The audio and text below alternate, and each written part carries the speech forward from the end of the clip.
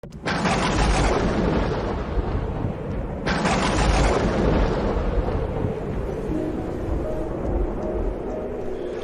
Seigneur soit avec vous. Et avec votre esprit. Évangile de Jésus-Christ selon saint Marc. Gloire à toi, Seigneur. En ce temps-là, les disciples avaient oublié d'emporter des pains. Ils n'avaient qu'un seul pain avec eux dans la barque. Or Jésus leur faisait cette recommandation. Attention, prenez garde au levain des pharisiens et au levain d'Hérode. Mais ils discutaient entre eux sur ce manque de pain. Jésus s'en rend compte et leur dit: pourquoi discutez-vous sur ce manque de pain?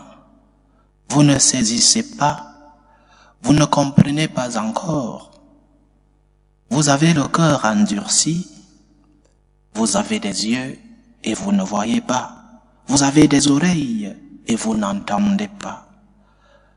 Vous ne vous rappelez pas, quand j'ai rompu les 5 pains pour 5000 hommes, combien avez-vous ramassé de paniers pleins de morceaux? Ils lui répondirent: 12.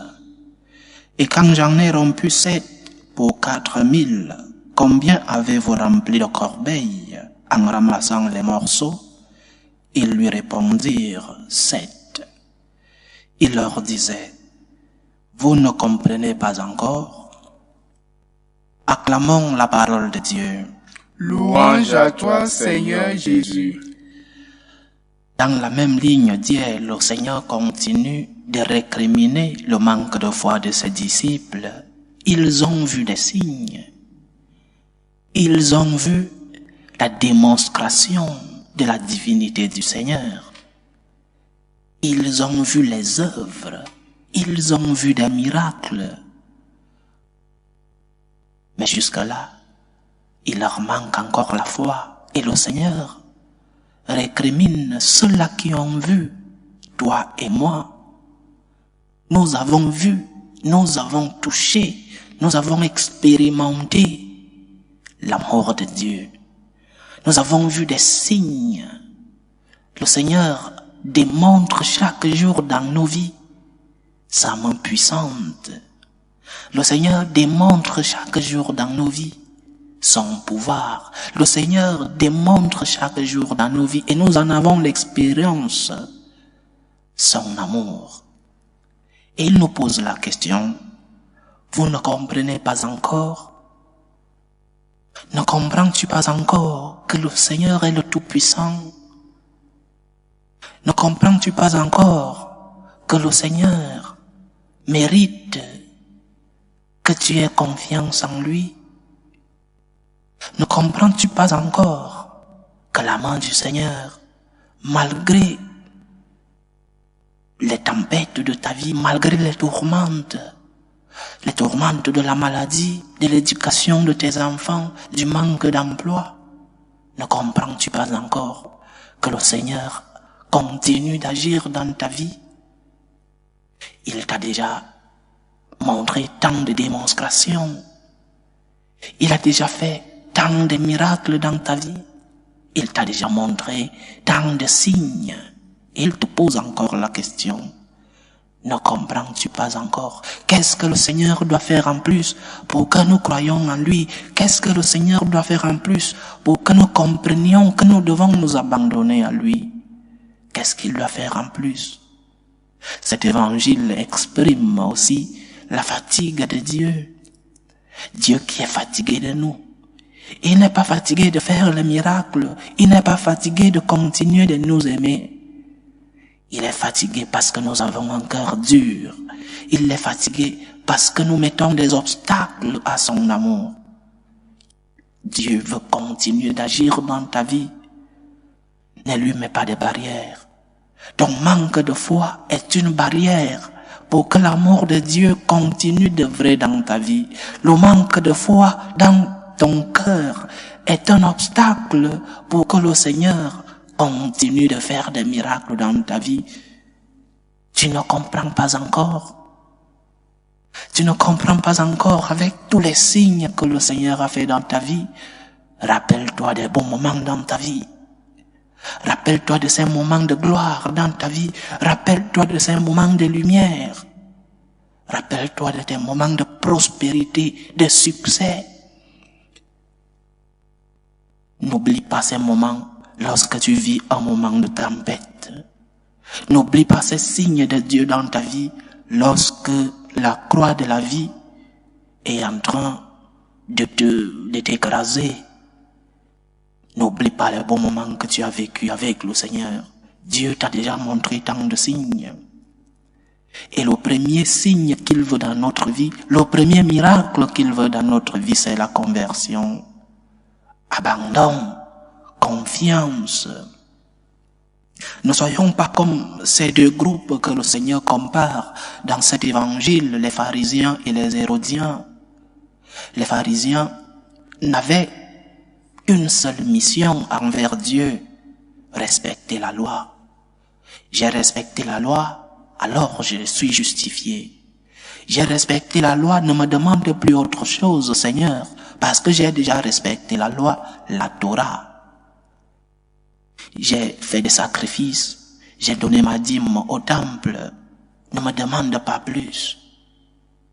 La foi chrétienne n'est pas un respect des préceptes. Oui, nous devons respecter certains préceptes dans notre foi.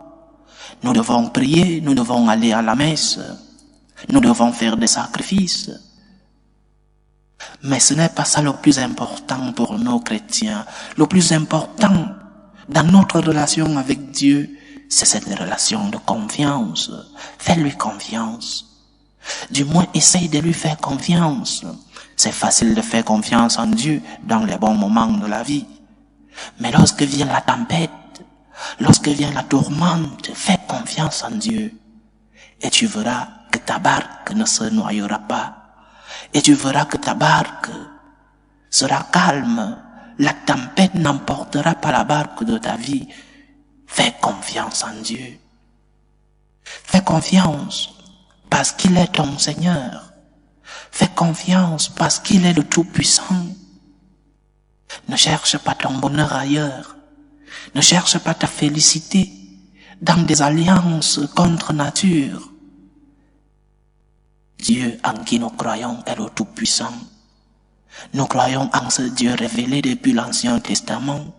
Nous croyons en ce Dieu qui, par amour pour nous, s'est fait chair pour accomplir la promesse faite à nos pères dans l'Ancien Testament. Fais-lui confiance. Sa promesse est toujours respectée. Fais-lui confiance. T'a-t-il déjà promis quelque chose qu'il n'a pas respecté? Le Seigneur t'a-t-il promis quelque chose qu'il n'a pas accompli? Pourquoi ce manque de foi? Pourquoi même lorsque nous voyons des signes, des œuvres de Dieu dans notre vie, nous n'arrivons pas à croire en lui? Nous n'arrivons pas à nous abandonner en lui? Il va continuer de nous récriminer et de nous poser cette question: qui fait si mal? Ne comprends-tu pas encore? Malgré tout ce que j'ai déjà fait dans ta vie, ne comprends-tu pas encore? Malgré tous les signes que je t'ai montrés, ne comprends-tu pas encore?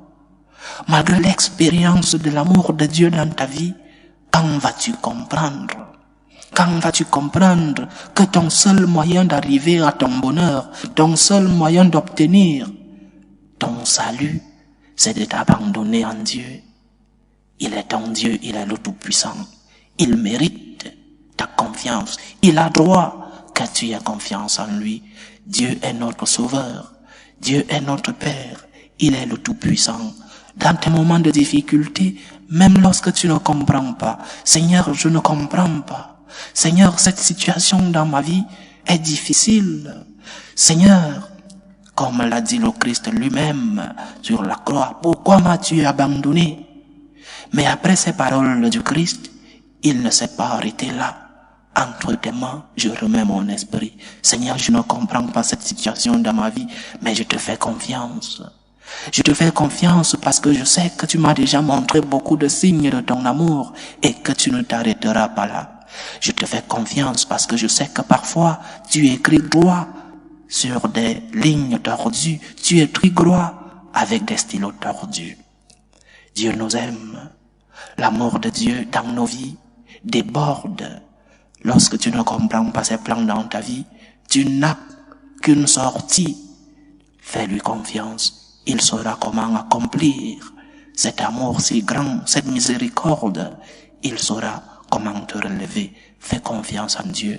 Il est le Tout-Puissant. Loué soit Jésus-Christ. À jamais.